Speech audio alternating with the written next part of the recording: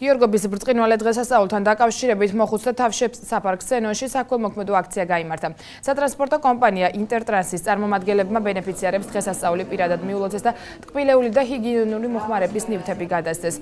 სატრანსპორტო კომპანიამ ქსენონის სამლოცველოს წმინდა გიორგის ბეჭდური ხატიც უსახსოვრა.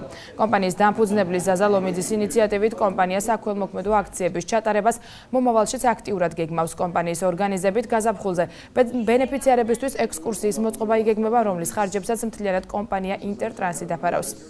გვეწვია ინტერტრანსი, მისი დირექტორი ბატონი მამუკა მუმლაძე, რომელმაც ასეთი მშვენიერი საჩუქრები ტკბილეული მოუტანა ჩვენს მოხუცებს და რაც მთავარია, მოხუცთა სახლს შეპირდა თანადგომას.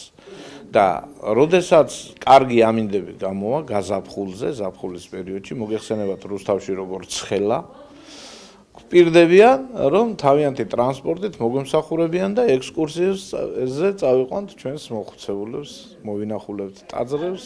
დამფუძნებელმა გადაწყვიტა, რა თქმა უნდა, ჩვენთან თათბირის შედეგად, რომ პირველი საქველმოქმედო ღონისძიება გავაკეთებინა კონკრეტულად ქსენონში მოხუცებულებისთვის მოგველოცა ეს ბრწყინვალე გიორგობის დღესასწაული.